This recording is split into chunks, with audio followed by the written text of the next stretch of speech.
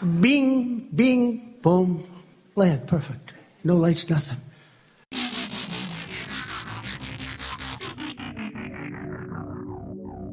Hello and welcome to What the F*** Just Happened Today, your essential guide to the daily shock and awe in national politics. I'm Joe Amditis. Let's get to it. It's Monday, January 30th, 2023. Welcome to day 741. A sixth Memphis police officer has been relieved of duty for his involvement in the beating and subsequent death of Tyre Nichols by police officers. 5 black officers have been fired by the department and charged with second-degree murder and kidnapping in connection with Nichols' death.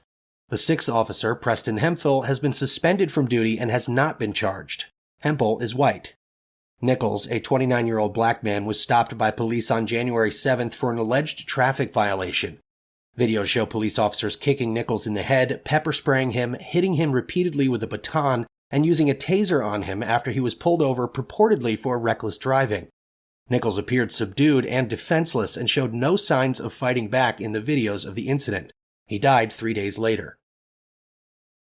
Moving on, Biden and Kevin McCarthy will meet on Wednesday to discuss a reasonable and responsible way to lift the debt ceiling and avoid a U.S. default. The Biden administration has argued that Congress has a constitutional obligation to prevent a national default and should pass a debt limit increase without conditions attached, like Congress did 3 times during Trump's tenure.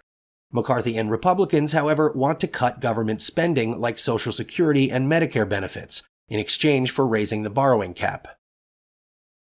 Meanwhile, the Supreme Court did not disclose its long-standing financial ties to the person tasked with independently validating the investigation into the leaked draft opinion overturning Roe v. Wade.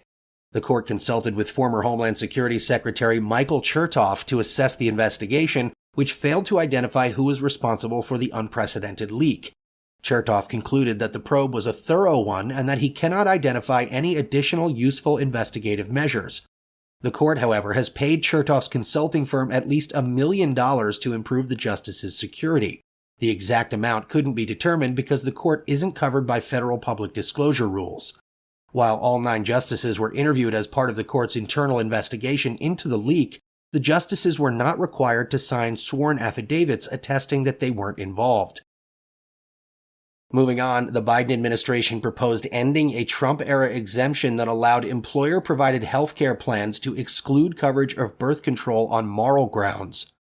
While the proposed rule would leave the existing religious exemption in place for employers with objections, it would create an independent pathway for individuals to access contraceptive services without charge.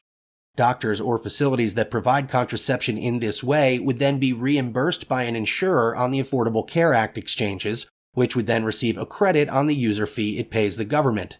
In 2018, the Trump administration allowed some employers to deny insurance coverage for contraception to their employees on religious or moral grounds.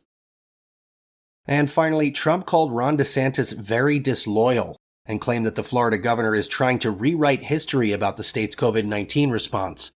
Trump said DeSantis had changed his tune a lot about vaccines and even promoted the vaccine as much as anyone. Trump added that Florida was closed for a long period of time.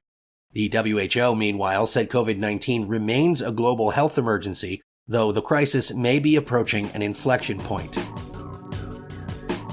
That's all for now. You can find the links and sources for all of these stories on the main website. And as always, visit whatthefjusthappenedtoday.com for the latest news and headlines. Until next time, I'm Joe Amditis.